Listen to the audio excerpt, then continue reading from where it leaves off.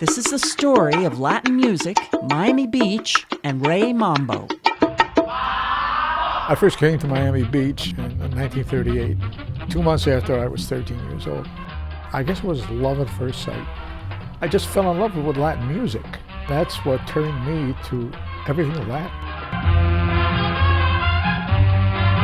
We would listen to the radio from Cuba, and on a good day, it came in as clear as if it were a radio station in Miami. So we heard the best bands from Cuba in the 30s and 40s. The music, already gaining popularity with tourists to Cuba, was a fusion of West African rhythms and European dance music. Drums were the driving force. That beat was just fascinating to me. And I got so wrapped up in it. I remember not being able to afford bongos, so I got 2 Quaker oats, tied it with a string, and those were my bongos. My dad was in retail on Miami Beach on Washington Avenue. And one day he comes in and he hands me a pair of bongos, a present for me. I went absolutely bongos. My nickname was Bongo. Kids in school, hey, Bongo, you know. In 1940, Miami Beach was bustling with tourists. Latin music bands played in all the nightclubs and hotels.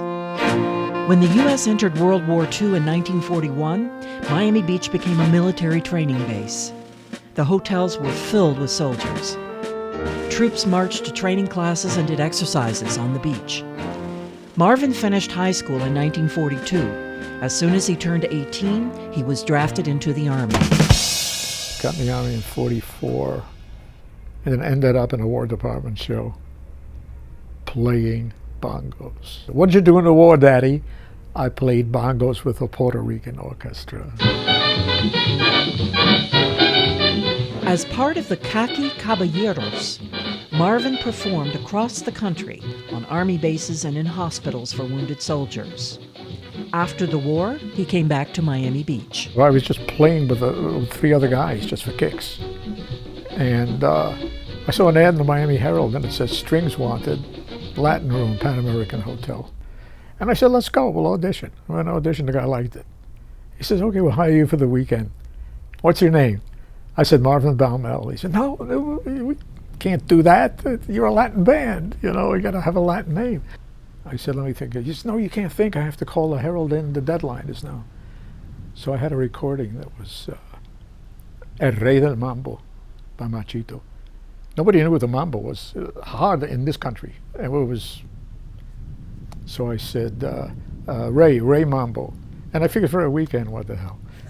You know, 15 years I had the name, Rey Mambo. And what was even worse, my wife was Mrs. Mambo. My wife, she was a singer we met when she was with USO. And there was this girls trio like the Andrews sisters, a blonde, a brunette, and a redhead. And little did I know, the redhead would end up to be my wife for 59 years. I said to her, you know, it's ridiculous. I've got a band, you're a singer. Why aren't you singing with the band? She says, you know why, I don't sing in Spanish. I said, I'll teach you to sing in Spanish. And she said, you're nuts. And I said, no, I'm not. And she learned to sing phonetically in Spanish perfectly. And fronted the band, played maracas, and sang, but she couldn't speak Spanish. Somebody would come up, you know, after we did a number and say, perdóname, yo tengo una petición, una canción. She'd say, un momento. And she'd point to me. Rey was riding high on a new wave of Latin music, which was an exciting interplay of Afro-Caribbean percussion, brass horns,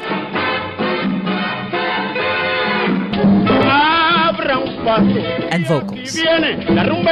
People didn't just listen, they danced.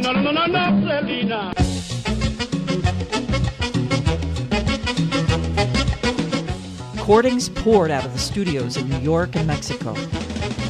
When tourists came to Miami Beach on vacation, they loved the beach, but at night they wanted to go to the clubs and dance the rumba, the mambo, and the cha-cha. Every hotel had a Latin band. In the 50s, these people who circled the Palladium on Wednesday nights in New York came down here and they had to have their Latin music. Every hotel, the major band was a Latin band. If you heard an American band in a hotel, it was usually what they called the relief band. It was the other band that filled in after the Latin band. Well, Saturday night and I just got paid. About the money, don't try to save. In the 1950s, rock and roll became the new sensation, and Latin music faded to the background.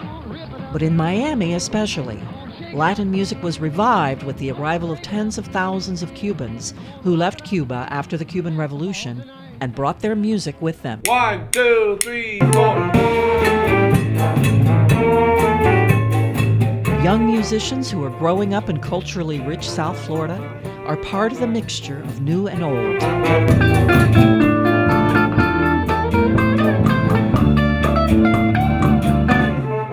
The Latin beat will continue to resonate on Miami Beach, the place where Marvin Baumel became Rey Mambo. Arriba, arriba.